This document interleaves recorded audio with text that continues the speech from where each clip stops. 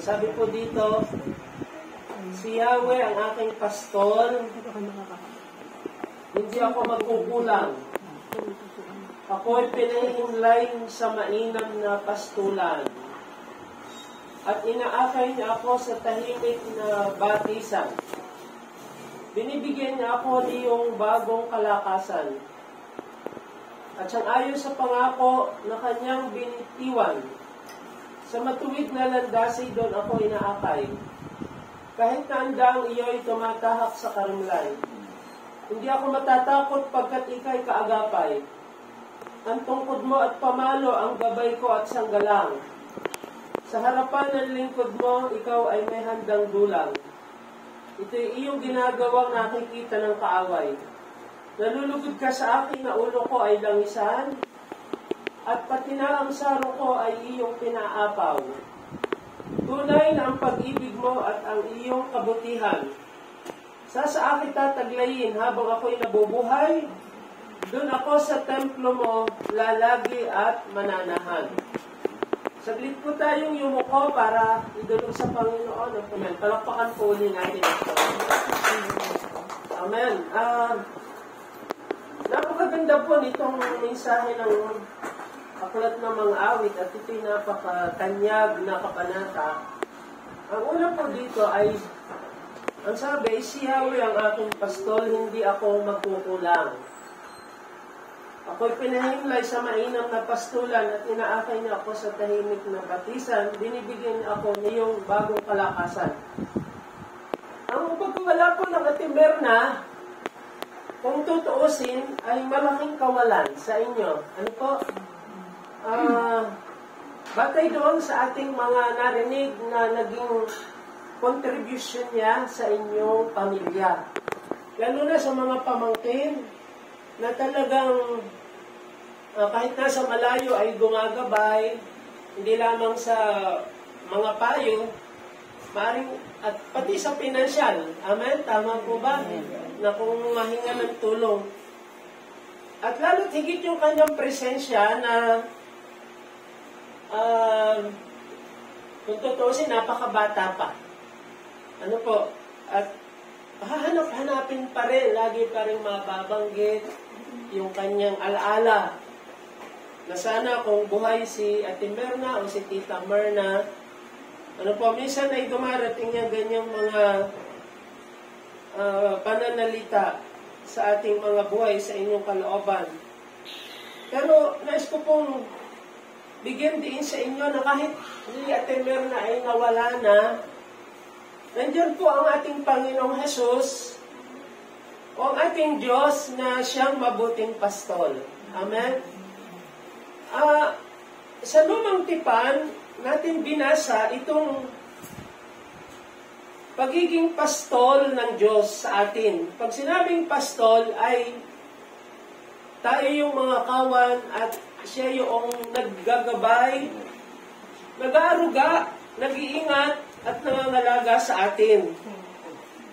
Nag-aasikaso, gumagamot sa atin. Pagdating po dito sa aklat ng Juan, John chapter 10, verse 10, o verse 11, sinabi ng ating Panginoong Hesus ang ganito, ako ang mabuting pastol. Iniaalay ng mabuting pastol ang kanyang buhay para sa mga tupa. At nabanggit pa ng Panginoon na kaya lamang pupunta rito ang magnanakaw ay upang magnakaw, pumatay at magwasak. Naparito ako upang ang mga tupay magkaroon ng buhay, isang buhay na ganap at kasiyasiya. Kaya po mapapansin natin na yung ang Diyos at si Jesus, siya ay iisa. Dahil ang Diyos ang nagkatawang tao sa katauhan ng ating Panginoong Hesukristo. Sa Lumang Tipan, sa aklat ng awit na ating binasa, ay nagpakilala si Yahweh. Sabi, si Yahweh ang aking pastol.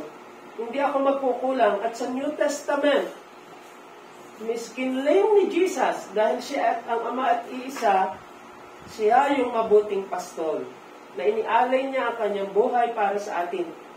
So, kung mayroon mang mga kakulangan na magaganap ngayon sa inyo dahil nawala na ang Ate Merna, Pero ang ating Panginoong Hesus po, bilang mabuting pastor, siya pa rin ang gagawa, tutulong sa inyo para po kayo ay gabayan, ipagkaloob yung mga pangangailangan, tugunan yung mga pangangailangan sa inyong pong buhay, aaliw sa inyo, mag-iingat sa inyo, gagabay po sa inyo. Bagamat malaking kawalan, yung pagkawala ni ating Merna.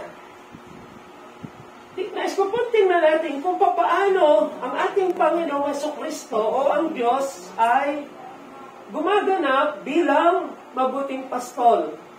Sabi po dito, ako'y pinahihimlay sa mainam na pastulan at inaakay niya ako sa tahimik na batisan. Ang ating Panginoong Jesus bilang mabuting pastol, siya po ang nagdadala sa atin sa comfortable situation ng ating buhay. Sa literal, ang gawain ng pastol, na kung kayo nakapag-alaga din ng baka o ng kambing, dahil wala naman po pa sa atin, hahanap tayo ng makakainan ng ating mga alaga na para sila ay mas mabubusog at giginhawa. Ang ating Panginoong Hesus po ay ganon.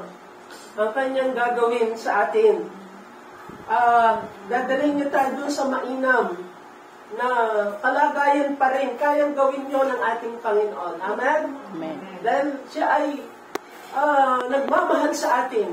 At ang katunayan niya, ninialingan niya ang kanyang buhay sa atin.